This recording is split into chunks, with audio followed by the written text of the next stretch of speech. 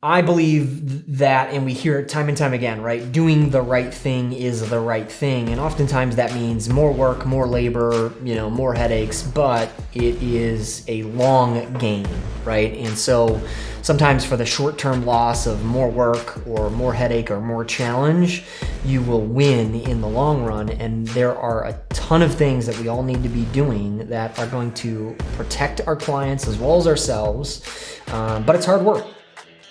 But it's the right thing to do, and so let's just do it.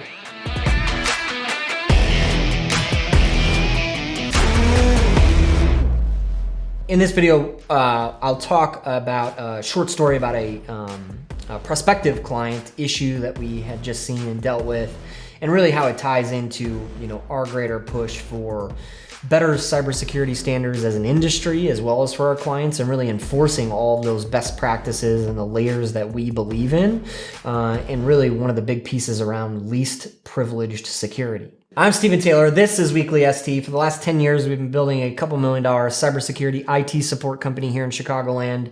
I'm also fascinated with living a wholly successful life.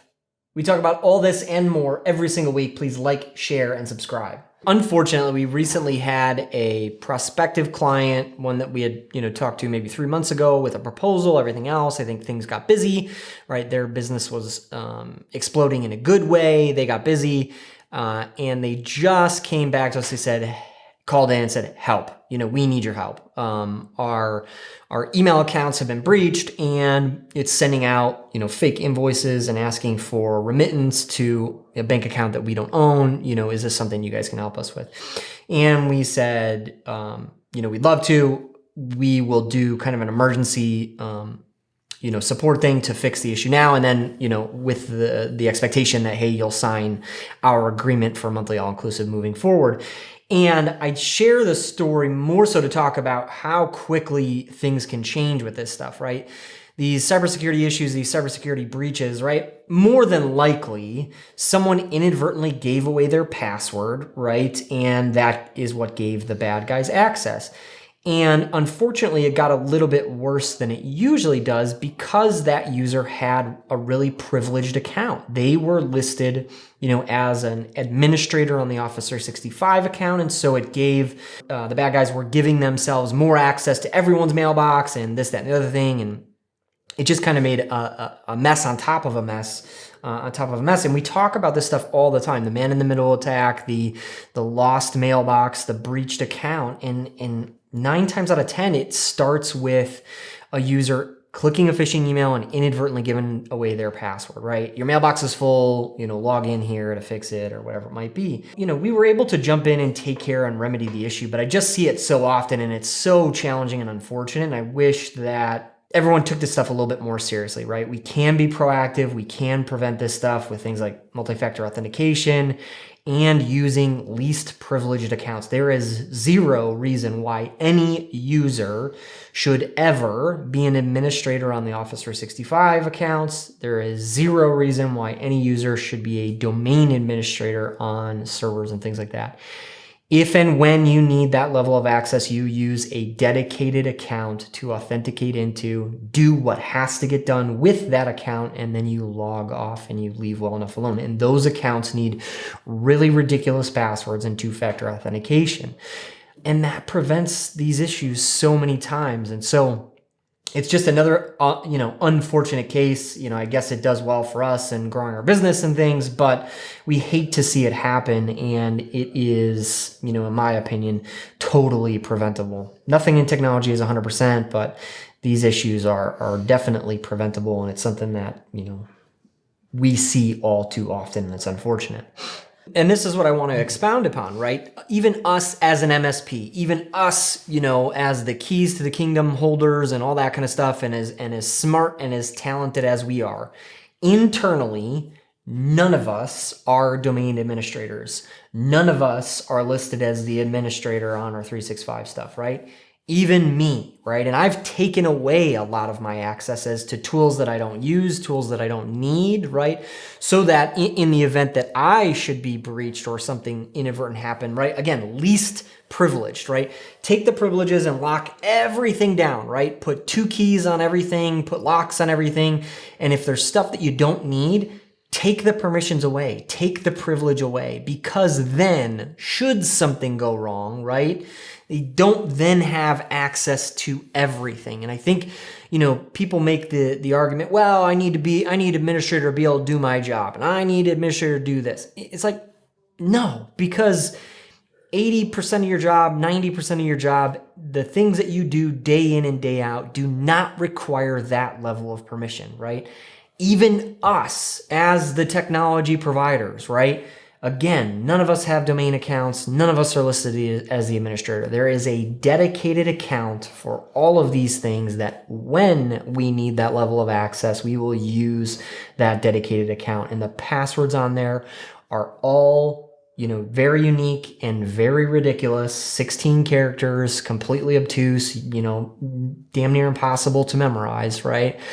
But we've made it, hard to get into so that mistakes can't get made, or that should there be a breach or should there be an issue, right? It's limited, right, in its scope of being able to just, destroy everything. And this obviously we've deployed at all of our customers, but even internally, even us, right? And I think if you talk to, the MSPs that have been breached and the businesses that have been breached and all that kind of stuff, you find that way more damage is done because of, obnoxious privileges, domain level or high level privileges that they really shouldn't have. And when that account is compromised or breached or the credentials are given up, then a lot of bad stuff happens over and above what would necessarily, happen with just, a vanilla user account.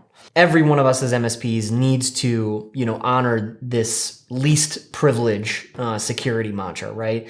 We've got to have two-factor MFA on every tool that we use, right? And we've got to take away permissions where they just don't belong. Everyone says, well, it's an extra hurdle to have to deal with. It takes extra time. Yes, but that's the point. This is the kind of stuff that we need to be deploying to our customers, but we too need to be following. And, I think just the time is over for the days of, well, this is the way we always used to do it, and it's been fine up until now, and all that kind of stuff. We've really got to lock down the house, as well as making sure that we're implementing this stuff at our customers. And it has been a metric shit ton of work for us, right, internally, as well as the work that we deployed to all of our clients in getting a lot of this stuff done. It started with password policies, then it was two-factor. Maybe now it's deploying, more cybersecurity based tools, but it is the necessary things that we have to be doing to protect ourselves as well as our customers. When we don't, right, the breaches, the ransomwares, the crypto lockers, all of this stuff will just continue to happen. And it will put a lot of organizations and business out of business. It will put people out of jobs, pose the insurance industry for the claims that they're going to have to put through, which then means what? They're going to raise premiums on the rest of us, right? And so it will continue to create havoc. And it is clear in the headlines. We're seeing this stuff, every month, if not every week. And yet I think a lot of people are still going, well, if it happens, it happens. They're kind of, there's nothing we can do about it. And that's so not true. I get it. Technology is not 100% effective and we cannot 100% prevent everything, but we can avoid some of this stuff. We can be proactive and we can put, the hurdles and the protections in place to potentially not have this stuff happen to us. And it's a lot of work and it's a lot of extra work, but that's the right thing to do. And it's the long game, way of looking at things versus the short-term pain. Certainly the news picks up on the bigger businesses and the bigger organizations, but this is happening just as quickly, if not more so, at the small business level, right?